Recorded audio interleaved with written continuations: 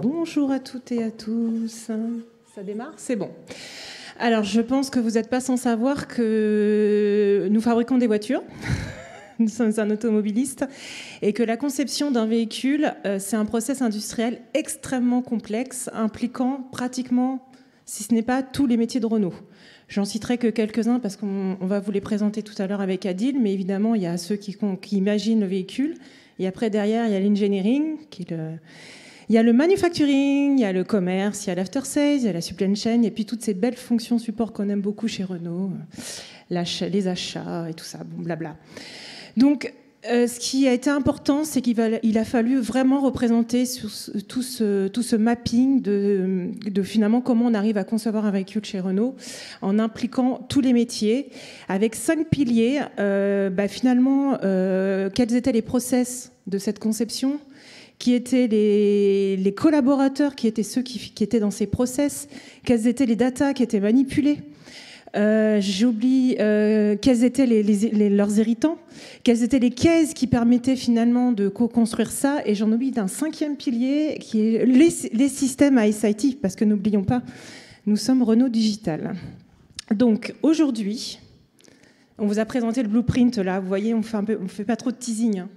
C'est vraiment l'objet qui sert à transformer aujourd'hui les métiers de chez Renault. On voulait vous le présenter tout de suite et on va surtout vous expliquer avec Adil comment une démarche holistique de designer centré utilisateur, avec beaucoup d'intelligence collective, on a réussi à... on essaye tous les jours de transformer les métiers Renault.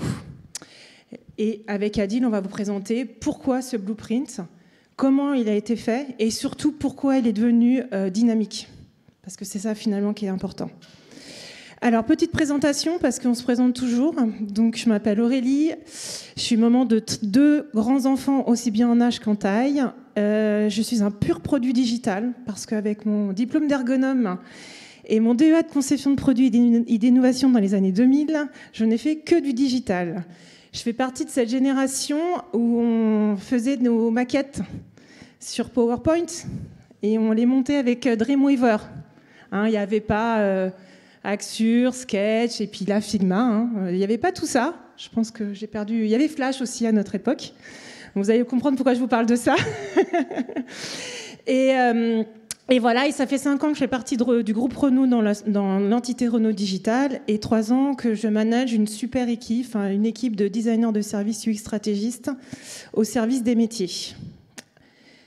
Alors, humblement, si je pouvais me décrire, je pense que je suis une longue vue parce que je pense que j'ai passé 20 ans de ma vie à essayer de travailler avec les gens finalement. Qu'est-ce que tu veux faire, pourquoi tu veux le faire et pour quelle valeur d'usage tu veux le faire. Et humblement une bâtisseuse parce que j'ai eu la chance extrême dans ce groupe de monter une équipe au sein du centre d'excellence composée de designers de services et du UX Strat au service des métiers pour vraiment co-construire avec eux leur vision de leur futur service et surtout de la mettre en application au travers d'une stratégie UX. Et je te laisse Adil. Désolée pour cette longue présentation. Du coup, je vais faire plus court. Adil, à peu près 20 ans dans le digital. Au début, carrière dans les startups. Je suis sorti d'école, je me suis dit que j'allais révolutionner le monde. J'ai rien révolutionné du tout. Ensuite, cabinet de conseil en tant que manager de la practice CX chez EY, pour ne pas les nommer. Et derrière, consultant indépendant. Et puis, j'ai fait plein de petites aventures entrepreneuriales à droite à gauche. Et ce sera tout pour C'était beaucoup plus concis que moi. Alors, pour démarrer, on va faire quelques chiffres. Pourquoi? Je vous explique pourquoi. Parce qu'en fait, pour comprendre pourquoi on a fait ce blueprint, en fait, on travaille dans un écosystème très complexe. Et n'oublions pas, là, vraiment le cœur de notre présentation avec Adil, c'est vraiment le collaborateur qui travaille dans une organisation avec ses valeurs, ses comportements, ses usages, avec des process et des outils qui lui sont prescrits. Ça doit parler aux ergonomes, le prescrit. Donc, il faut vraiment que je vous pose le contexte pour bien comprendre pourquoi on en est arrivé où on en est arrivé. Donc, on est un groupe avec 100 000 collaborateurs, 40 000 en France, répartis dans 12 métiers. On a 600 lignes de process.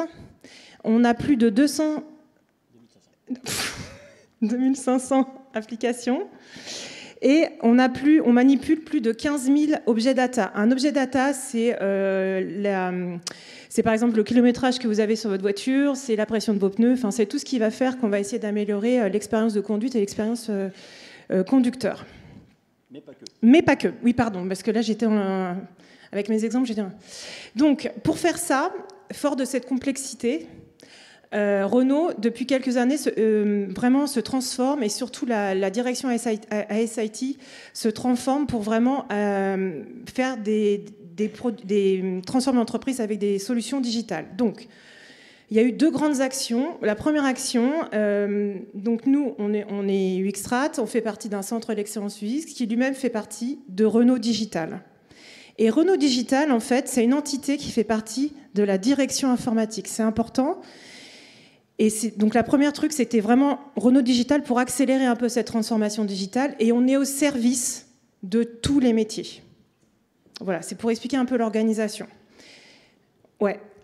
Avant 2022, il a été mis avant 2022, et si vous allez voir où je vais en venir, avant 2022, chez Renault, en fait, la SIT était considérée comme un fournisseur. C'est-à-dire qu'en fait, on avait une relation de tu fais ce que je te demande, et puis voilà. Et il y a une nouvelle gouvernance qui est arrivée en 2022 et qui a tout changé. Et c'est pour ça que je peux vous parler aujourd'hui, qui fait que pour avoir un partnership entre l'ICT, Renault Digital et les métiers, en fait, il y a une nouvelle gouvernance qui a été créée où vraiment on travaille avec eux main dans la main. On est vraiment dans une relation de partnership. Et c'est pour ça qu'on a pu travailler vraiment, finalement, le cœur du problème avec cette vue holistique. Et donc, on est passé vraiment d'une relation beaucoup plus pérenne, sympa et conviviale. Et bim, badaboum, putain, c'est pas grave. C'est rien. Bim, badaboum. Et du coup, le centre d'excellence, on s'est réorganisé. Et ça, c'est important, ce que je vous dis. Non, je peux pas le montrer. Mais en fait, avant 2017, jusqu'à 2022, on était extrêmement présents. Tous les designers étaient présents dans les solutions digitales. Tu refais l'animation. Ça fait partie Non, c'est bon. Ah oui.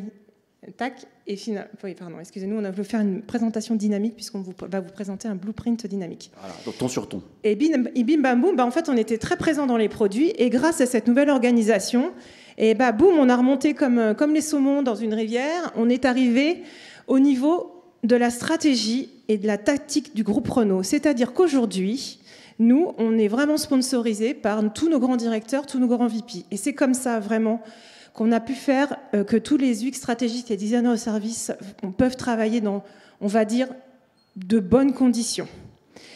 Donc aujourd'hui, nous, vraiment, on est là pour accompagner les métiers, à simplifier leurs process, à imaginer de nouveaux services et de nouveaux outils avec de la valeur d'usage. Ouais, Vous voyez les risques d'une animation dans une présentation. On a essayé de soigner la forme et on va s'attacher au fond bientôt. Mais tu veux que je revienne ouais. C'est un sketch, c'était pas une présentation. Voilà. Hop. Voilà. Donc, qu'est-ce qu'on fait? Parce que n'oublions pas que nous sommes quand même des UX designers. Donc, on écoute, on observe. Notre matière première, c'est le client, l'utilisateur, le collaborateur, les partenaires. Donc là, la présentation qu'on va vous faire est vraiment centrée sur les organisations avec des collaborateurs et des outils. Mais bon, on a d'autres... Pour bien identifier dans des écosystèmes très complexes, bien identifier la valeur d'usage, on aide les métiers à simplifier leurs process, à co-construire leur vision et à aligner et prioriser la stratégie qu'ils vont en faire. Ça veut dire qu'on intervient aujourd'hui dans les roadmaps de la stratégie digitale du groupe Renault. Enjeux métier, stratégie digitale, tout ça commence à devenir un peu lié. Et en plus, on y saupoudre un peu de valeur d'usage. C'est formidable. Et surtout, vraiment, on fait vivre des expériences plus engageantes, plus transparentes et plus cohérentes. Et notre posture, et c'est là où c'est très important. On a vraiment une approche très holistique, donc j'espère que ça parle à certains, c'est vraiment, on fait en sorte de relier vraiment le client à la marque ou le collaborateur à son organisation. Et on définit vraiment tous les touch points, tous les irritants qui font l'expérience vécue actuellement. On est très centré utilisateur, et ça vous... Je vais pas, voilà, c'est pas une grande surprise, mais mine de rien, eh ben aujourd'hui, ça permet à des métiers de connaître qui sont leurs collaborateurs avec différentes facettes. Très important, on a une posture de modélisation esthétique, et c'est très important parce que quand on pose le chose de designer, quand on la construit, qu'on la dessine et qu'on la montre, eh ben tout d'un coup, elle est rendue tangible, elle est rendue réelle. Et ça, vous allez voir, Adil va vous montrer que ça nous a permis de faire de grandes choses. On est des facilitateurs en intelligence collective parce que quand à un moment donné, on diagnostique le problème, il va falloir trouver la solution. Donc pour trouver la solution, c'est là qu'on sort un peu nos capes et nos épées de facilitateurs. Mais surtout, ce qui est très important, c'est qu'on va aussi, par rapport à toute la valeur d'usage que l'on trouve, toutes les opportunités d'évolution et d'innovation que l'on va trouver avec les métiers, on va les prioriser avec leurs enjeux. Donc vraiment, on sort nos capes et nos épées. Et surtout, dernière brique, on mesure l'impact. Aujourd'hui, tout ce qu'on fait, l'idée, c'est de pouvoir le mesurer. Quel impact on a sur nos organisations et quel impact on a dans nos futurs services et nos futures solutions digitales. Et ça, c'est vraiment très important. C'est-à-dire... Pardon, je parle beaucoup, Adil, excuse-moi. Non, pas de souci. Ça me détend, en fait. Non, en fait, c'est très important. C'est-à-dire que quand moi, j'ai un métier qui me dit « je veux gagner en productivité », merci, je pense que comme dans toute entreprise, on veut gagner en productivité. Mais là, derrière, il y a des hommes et des humains. Et c'est effectivement, c'est leur faire gagner du temps dans leur travail. Pour faire quoi ? Déjà, pour améliorer leurs conditions de travail, pour que leur travail ait une vraie valeur et que s'ils se dégagent du temps, et bien surtout, c'est pour qu'ils aillent se former, qu'ils aillent devenir de plus en plus experts. Enfin, voilà. On essaye de bien mesurer ce genre d'accompagnement. Et je termine là-dessus. Comment on fait ça ? On diagnostique avec un gros discover, une grosse définition. C'est ce que d'ailleurs va vous présenter Adil. C'est le résultat de ce diagnostic, de ce mapping de diagnostic avec ce blueprint dynamique. Et puis surtout, derrière, on accompagne les métiers à trouver des solutions. Mais n'oublions pas, nous sommes Renault Digital. Tout ça a le sens, c'est qu'en fait, quand on trouve des solutions, on embarque les PO, les PM, les product designers, parce que n'oublions pas que c'est pour faire des solutions digitales, des produits digitaux qui vont améliorer l'expérience de nos clients et de nos collaborateurs. Avant de te laisser la parole à Adil, parce que du coup, ça me fait penser à la présentation d'avant. Ça m'a fait penser à un truc... Bien qu'Adil a 20 ans d'expérience, bien que j'ai j'ai vraiment une équipe de ouf. Adil n'était pas du tout expert du véhicule, d'un truc. Donc, le prérequis, parce que on s'est pas mal cassé la figure sur ça, le prérequis, c'est qu'un designer de service stratégiste ne travaille pas tout seul. Moi, le prérequis, c'est qu'il y ait un métier avec lui, ou du coup 12 métiers avec lui, un responsable à SIT, un architecte d'entreprise, et quelqu'un qui va être responsable de la gouvernance, parce qu'il est important que notre travail soit vu, permettre des prises de décision. Donc il faut être là, au bon endroit, au bon moment, avec les bonnes personnes. Et je te laisse, Adil, la parole. Tu as bien fait de souligner ce point très important dans la démarche. Et surtout, il va vous expliquer comment il a réalisé son blueprint dynamique et pourquoi il l'a rendu dynamique. Et c'est là vraiment le sujet. Alors on va laisser justement le programme manager faire une petite introduction sur l'envergure du projet qu'on a eu l'occasion de tacler équipe UX Stratégie.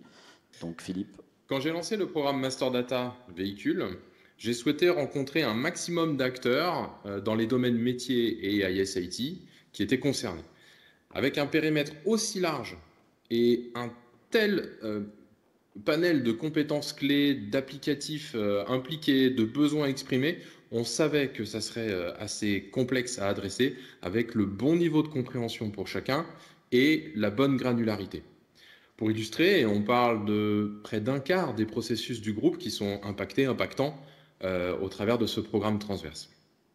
L'approche UX qui m'a été proposée par Aurélie et Adil et qui s'est concrétisée avec ce blueprint dynamique m'a très vite séduit. En effet, ça correspondait à mon besoin de fédérer les expertises variées autour d'une représentation unifiée et didactique.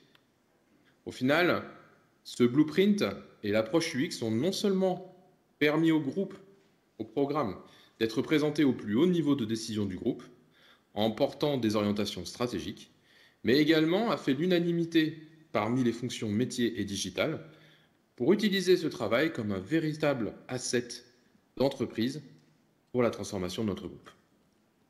Voilà, petite intro donc de Philippe. Hop là, je vais parler dans le micro. Oula. Quand j'ai lancé le non, programme tais-toi Philippe, c'est bon. Donc voilà, Renault doit se transformer et adresser les sujets de data. Aujourd'hui, la data, c'est clé pour toutes les grandes entreprises qui souhaitent prendre le virage, j'ai fait la petite bagounette, du numérique et pour adresser les enjeux business et métier. Mais pas seulement, aussi il y a les contraintes réglementaires qui poussent les entreprises à mieux structurer leur data pour mieux les mettre à la disposition de leurs utilisateurs et de l'organisation dans laquelle elles œuvrent. Donc cette data qui est au cœur, elle est manipulée par des systèmes d'information. Ces systèmes d'information qui sont hétérogènes, certains ont des legacy de plus de 30 ans, donc de la dette technique, sont des mastodontes codés en COBOL, je parle aux plus vieux. Les process qui sont toutes les actions qui sont menées par les métiers pour pouvoir justement réaliser leurs tâches quotidiennes. Voilà. Et ce programme Master Data Management, en gros, c'est un programme assez complexe, data, donc ça va effrayer beaucoup de designers, ça m'a effrayé aussi. Et donc la vocation de ce programme, c'est de permettre à la donnée de mieux circuler à l'intérieur du groupe, à travers justement une meilleure structuration de cette donnée pour qu'elle puisse être fiable, partageable et à l'extérieur aussi, à travers tout le cycle de vie de sa conception, de la conception du véhicule dont vous avez référence tout à l'heure Aurélie, son industrialisation, sa vie série lorsqu'elle est mise à la disposition de nos clients. Et c'est là qu'on va retrouver l'ensemble des touch points avec les clients finaux et la partie recyclage qui est un enjeu majeur sur un sujet data. Voilà. Donc, ce cycle de vie, on s'est reposé dessus pour justement bâtir notre réflexion, pour justement avoir ce côté chronologique. Pourquoi ? Parce que dans l'organisation, il y avait des sachants sur beaucoup de sujets de ce cycle de vie, mais qui étaient des sachants sur une partie de ce cycle de vie. Et ce cycle de vie, en fait, qui a X étapes et N jalons par étape, je vous laisse imaginer en fait le nightmare que c'est pour le conceptualiser et le visualiser de bout en bout. Hop. Alors, donc, on a des données liées à la conception du véhicule, donc toutes les spécifications techniques, fonctionnelles du véhicule que nos ingénieurs vont imaginer pour pouvoir le vendre.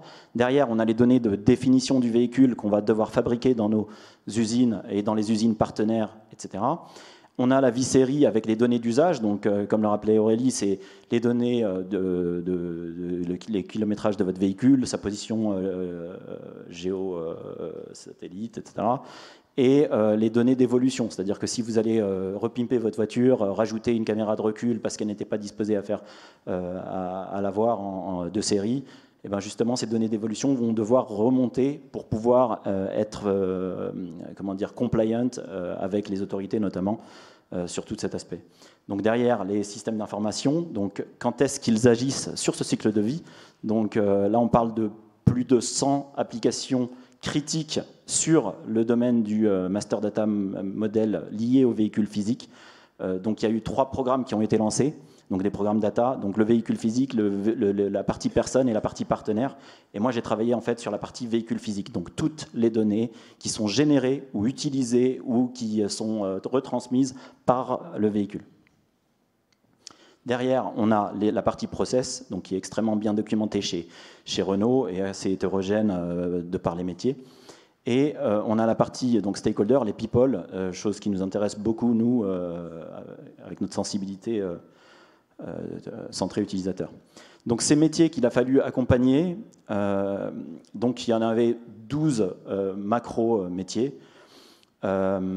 Et l'approche en fait qu'on a eue, c'était une approche du UX Research un peu orthogonale. Donc on a dû travailler métier par métier, donc en ayant donc des one-to-one interviews, des focus group, des différents ateliers par type de métier pour bien comprendre leur utilisation de la data, les systèmes d'information qu'ils utilisaient, les différents process.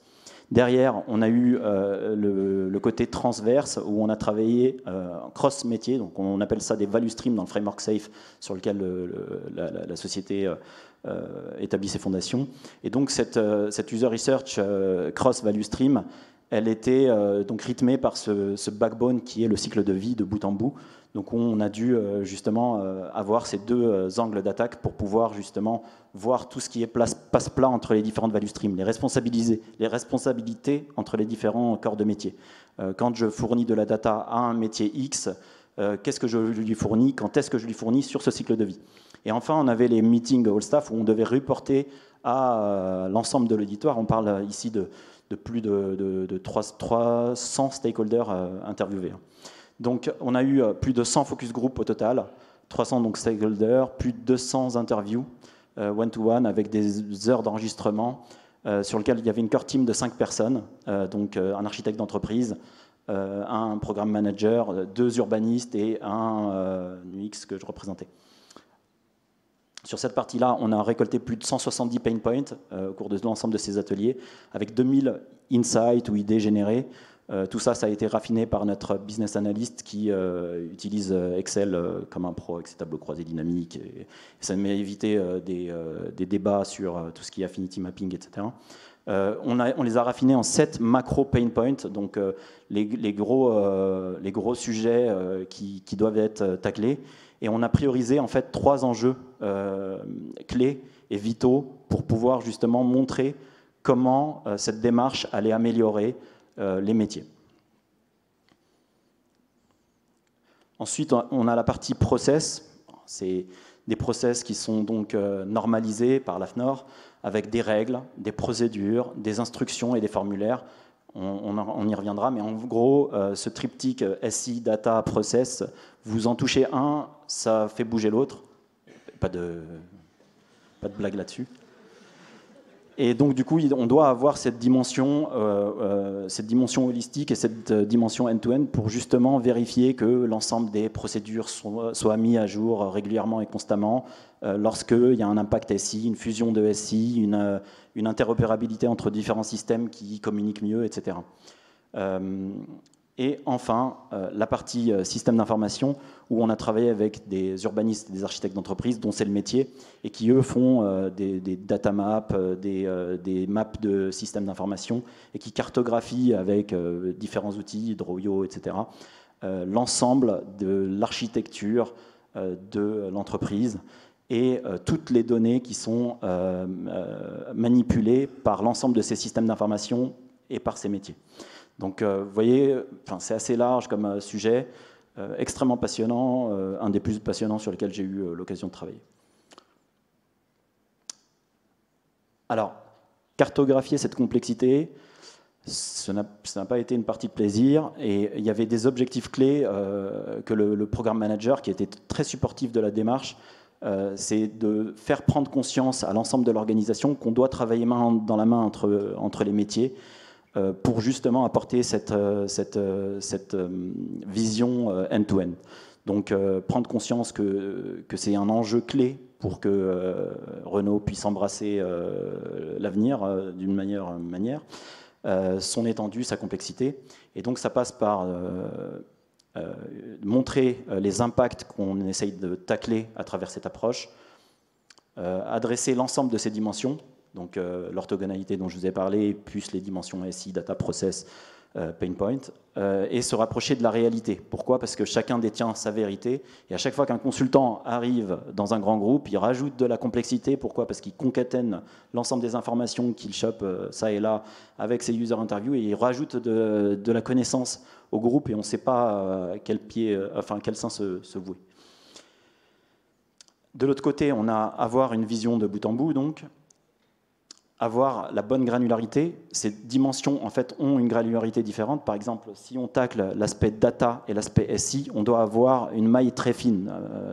Un SI qui communique avec un autre SI, on doit pouvoir savoir dans le cycle de vie le jalon précis où ça se produit. Notamment, il y a des moments clés dans la naissance d'un véhicule que sont sa naissance, par exemple, quand est-ce qu'il naît ? Est-ce qu'il naît au moment de la commande d'un client, quand je passe ma commande auprès d'un concessionnaire, ou est-ce qu'elle a lieu quand c'est fabriqué sur le premier plateau de nos usines ? Et montrer la transversalité à travers justement cette approche multidisciplinaire. Donc il y a une balance clé à faire entre le fond Et la forme, on y revient. Hein. Donc, le fond, c'est être crédible et apporter des solutions pour anticiper. On a une démarche où on essaye d'apporter des solutions. Et de l'autre côté, la forme. Sans la forme, en fait, ces messages passent mal. Pourquoi? Parce qu'ils sont mal compris, mal perçus, et parce que, comme tout humain normalement constitué, la data, ça effraie. Donc il y avait un besoin d'illustrer et d'apporter un peu cette patte graphique. Donc voilà, donc j'ai schématisé ce truc-là, que j'ai essayé de théoriser à mon échelle. Donc en gros, de mon expérience, quand on a affaire à des fonctions exécutives, la forme prône plus que le fond. Ils ont besoin de synthèse et autres, alors que chez les opérationnels, on a besoin d'accuracy, on a besoin de fond. Donc en gros, le challenge, c'était être exhaustif, avec de la clarté pour justement le côté exécutif, et être synthétique, mais sans être simpliste.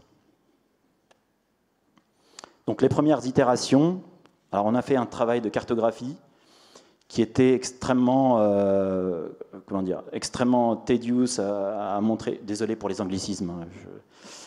Donc c'est des flux avec des SI qui se passent la main. Là, on parle de 40 SI qui ont été indexés. Quand je vous ai parlé de la maille et de la granularité, là, vous le voyez, en fait, c'est un blueprint où j'ai voulu cartographier l'ensemble des flux de tous les SI critiques pour manipuler ces données dont on parle, avec un prisme value stream et un prisme aussi pain point. J'ai commencé là-dessus, j'ai commencé à le partager aux différents métiers. Et j'ai ressenti comme une espèce de résistance entre me dire mais qu'est-ce que tu fais, c'est trop technique, c'est très difficilement partageable, on a du mal même à le présenter. Donc la réflexion, elle s'est faite et on s'est dit bon, on va faire autrement, on va essayer de raconter une histoire. Et comment on raconte une histoire? Par des images et par des animations et en apportant justement le fond et la forme. Donc ce service Blueprint, on l'a imaginé de cette manière. Donc on a des étapes clés en haut et des jalons qui représentent les étapes du cycle de vie dont je vous ai parlé. Une illustration qui montre un petit peu le cas en question. Apporter un descriptif assez synthétique et autoporteur de cette étape pour pouvoir justement faire en sorte que n'importe qui ouvre ce Blueprint puisse comprendre de quoi on parle, puisque j'ai assisté à des réunions où quelqu'un va dire vert, l'autre va dire bleu, et au final on parle de la même couleur, mais on perd du temps. Et je pense que ça fait écho à plusieurs... C'est trouver un langage commun. Exactement, trouver un langage commun. Derrière, on a l'ensemble des métiers impliqués, et là on pourrait rentrer plus en détail à travers justement les personas sollicités sur cette étape en question, avoir une vue par exemple d'un point de vue stakeholder mapping pour comprendre les responsabilités et les rôles de chacun. Derrière, l'ensemble des systèmes d'information qui vont pouvoir justement être alors j'ai tout anonymisé puisque c'est des processus vitaux et donc il me fallait que j'anonymise. J'ai passé ma journée à faire ça hier. Et donc avoir aussi plus de détails sur un SI. Donc là, c'est l'ensemble des SI et des actions faites sur ces SI sur cette étape clé. Donc étape 1, jalon 1. Et l'idée, en fait, c'est de relier, pour avoir plus de consistance, relier ce SI à la documentation, par exemple, avec une CMDB, par exemple. Je ne sais pas si ça parle à certains d'entre vous. Donc, en gros, c'est tout ce qui est l'administration des systèmes d'information pour supporter le travail de nos métiers. Donc, il y a cette partie SI, cette partie documentation, donc où on va avoir les règles, les procédures, les différentes instructions qu'il y a à faire sur cette étape en question. Et pareil, tous les formulaires aussi. Les formulaires, c'est tout ce que vous avez qui est fichier Excel, fichier Word, qui se balade et qui doit, un jour ou l'autre, passer dans le monde digital. Et on nous a été demandé, en fait, par les exécutifs, justement, ce côté data-driven ou mesure de la performance, en essayant d'adopter une approche où on va identifier les KPI les plus importantes pour chacun de ces étapes. Donc on a une vue aussi sur le modèle de données qu'on manipule sur l'étape en question. Donc en gros, c'est le travail des architectes donc, qui ont fait des boîtes pour ranger la data liée au véhicule physique. Et ces datas sont rangées elles-mêmes dans d'autres datas, je vous passe les détails. Et sur chaque boîte, sur chaque data, on a des responsabilités par métier. Donc en gros, il y a des métiers qui vont être créateurs de la donnée, des métiers qui vont pouvoir updater la donnée, d'autres qui vont pouvoir juste la consulter, la lire, et d'autres qui auront plus de droits à pouvoir même la supprimer, le cas échéant. Donc ça se passe de manière très didactique, hein. On a des flèches à droite, à gauche, et rien que ça, le fait de d'avoir montré des dessins sur des actions, par exemple ici on a la partie transport par exemple du véhicule, rien que le fait d'avoir confronté les différents métiers à cette visualisation, à cette représentation, a facilité maintes fois beaucoup de discussions inutiles et de débats, je vous en passe pas. Et derrière, on a la partie donc, des pain points. Les pain points, aujourd'hui, ils sont exprimés sur des post-it. La donnée, je ne la récupère pas. Et après relecture chez nous, on ne comprend pas sur quel SI, sur quel périmètre, sur quel moment du cycle de vie a lieu le pain point. Donc, ce n'est pas des pain points autoporteurs. Donc, on a mis en place une méthodologie pour justement catégoriser ces pain points. Je ne pense pas que je l'ai là ici, mais ce n'est pas grave. Et derrière, les pain points, on pouvait aussi les illustrer par des animations. L'idée, en fait, c'était de mapper sur ce cycle de vie, que là, il n'y a rien, en fait, c'est anonymisé et c'est très light. Hein. Donc, un pain point en question pour pouvoir justement matérialiser par les animations. Donc, là, je fais une petite blague, hein, pour détendre un peu l'atmosphère, pas de pain point, la vie est belle. Voilà. Mais en gros, montrer par des animations permet de parler aux enfants qui règnent en nous, j'ai envie de dire. Voilà. Ça peut être des photos. Hein. Donc voilà l'outil en question. Et cet outil a été déployé sur 3 use cases clés pour Renault. Oula. Voilà. 3 use cases clés pour Renault où on a essayé de matérialiser justement ces différents processus clés et vitaux pour l'entreprise et on a eu une adoption franche et claire de l'ensemble des métiers qui ont acheté la méthode et donc c'est un succès et c'est un succès aussi pour faciliter la communication. Aujourd'hui on parle au président de tous les métiers du groupe, donc les N-2. Les N2 voilà. De l'Ocadéméo. Voilà. Donc via cet outil, donc ça a permis justement de faciliter les échanges et de montrer qu'on allait dans la bonne direction à adresser des sujets data complexes avec cette orthogonalité, avec ces différentes dimensions. Alors comme on est des designers, on a forcément des questions. Donc une fois qu'on... C'est le risque du métier. Une fois qu'on s'est dit ça, on se pose des questions. C'est-à-dire qu'aujourd'hui, on a un super asset. Mais évidemment, comment on peut l'industrialiser, cet asset? C'est une vraie question qu'on se pose. C'est-à-dire comment est-ce qu'on peut le rendre pérenne? Comment est-ce qu'on peut garder sa cohérence? Qui peut le faire? Voilà, comment finalement on va capitaliser ce matériel et comment on va pouvoir le répliquer. Aujourd'hui, on n'a pas les réponses. C'est vraiment un gros challenge sur 2024. Et surtout derrière, quelles sont les compétences nécessaires? Ce que vous avez remarqué, moi j'ai une équipe arc-en-ciel, Adil il a toutes les couleurs de l'arc-en-ciel, mais tout le monde a... Moi j'ai 12 value streams à gérer, donc j'ai des complexités différentes dans chaque chaîne de valeur du groupe Renault, donc j'ai forcément des compétences et des personnalités très différentes. Et donc voilà, donc c'est vraiment ça qu'on se pose aujourd'hui comme question. On n'a pas du tout les réponses, je ne vous cache pas. Là on sent qu'on a de l'or dans nos mains. On sent qu'on est sur un truc ouf, que ça a marché, il y a eu de vrais impacts, mais là, va falloir qu'on se pose des questions de est-ce qu'on peut vraiment l'industrialiser? Alors moi, j'apporterai une petite précision là-dessus. Sur un programme transverse aussi complexe, je pense que ça vaut le coup d'utiliser ce type d'asset. En revanche, pour des customer journée ou des expériences map beaucoup plus minimes, une expérience map à plat permet d'aller plus vite et de se poser les bonnes questions pour résoudre des pain points, par exemple de l'amélioration d'une customer experience. Mais pour un projet aussi complexe, avec autant de dimensions, avoir tout dans une seule cartographie et dans un outil permet justement de ne pas avoir à chercher différentes assets à droite à gauche et d'avoir tout dans un même endroit. Après, ça peut faire fourre-tout, mais on peut décider de ce qu'on active ou pas en fonction des métiers sur lesquels on applique la méthode.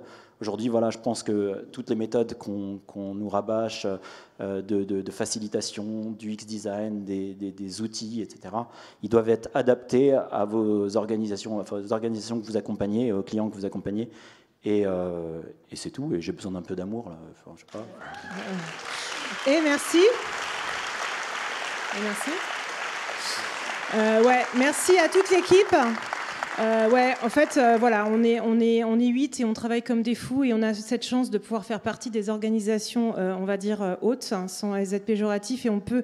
Et vraiment, ce qui est important, c'est qu'en fait, vu qu'on a marqué des points, c'est-à-dire qu'il faut imaginer qu'en 2022, j'avais pas vraiment d'équipe, on avait un terrain de foot, je les appelais mes Dora l'exploratrice, parce que globalement, on savait pas trop où on allait aller. Et aujourd'hui, on a marqué vraiment des buts. Et aujourd'hui, on a un impact sur l'entreprise. Et au-delà de ça, on a un impact sur effectivement ce qui va sortir en termes de solutions digitales. Donc ça, c'est plutôt cool. Donc merci.